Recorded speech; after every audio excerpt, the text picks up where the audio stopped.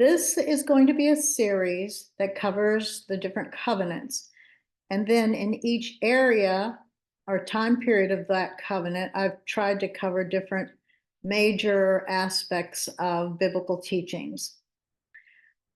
Have you ever wondered why it seems that God dealt differently with people in the Old Testament than he seems to do today? Have you ever thought that maybe God isn't the same yesterday, today, and forever? We're going to look at the world differently than you've probably ever looked at it before. We are going to stand back and look at humanity, our earthly family, as God's child.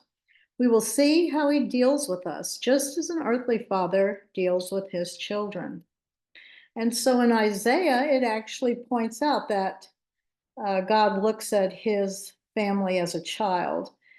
It says, "Listen to me, you descendants of Jacob, all the remnant of the people of Israel, you whom I have upheld since your birth and have carried you since you were born. Even to your old age and gray hairs, I am he. I am he who will sustain you. I have made you and I will carry you. I will sustain you and I will rescue you." So he had a plan from the very beginning and the growth of humanity. So what we're going to cover is we're going to start with the Adamic covenant, which was sort of like humanity being in its mother's womb. "I knew you before I formed you in your mother's womb. Before you were born, I set you apart and appointed you as my prophet in the nations." So in this time period, we're going to cover how God created all things, how God is plurality, how he established marriage and commanded us to be fruitful. Adam and Eve chose to disobey God, and we call that original sin. And then, when was the first sacrifice, and why is there a need for one? Then, as humanity was pushed out of the garden, it became like a toddler, exploring the world, but not really sure of what they were doing.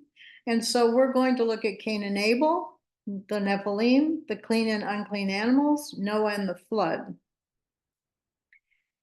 Next, God decides that he is going to choose one of the nations, one child from the nations, to actually start to teach.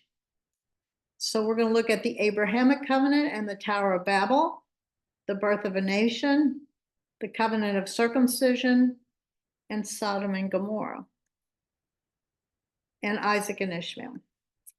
So as humanity starts to grow and mature, it starts to write things down, starts writing. Just like a third to fifth grader, they start to write and they start to read. This is when God decided, I'm going to give the Mosaic covenant and we're going to write it down. So we're going to look at the 12 tribes of Israel, Joseph, which is Messiah ben Yosef, Exodus, the golden calf, and the 10 commandments, and the tabernacle.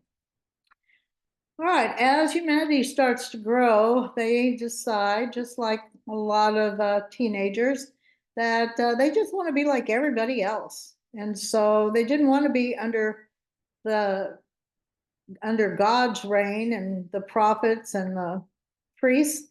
They decided they wanted a king. And so this is the time period of the Davidic covenant.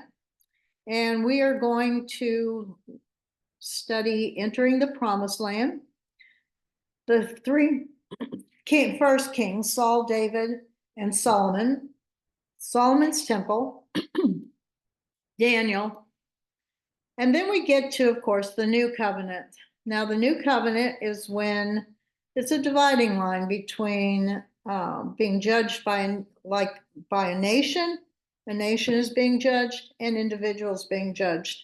And so, and this, of course, is when Yeshua came.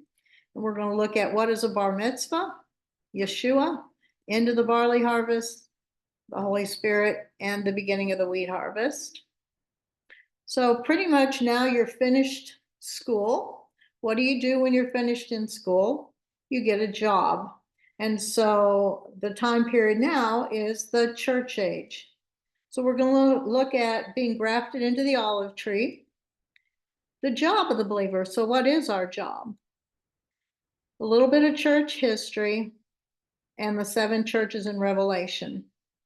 Now, the last time period is called the Messianic time period. This is like retirement.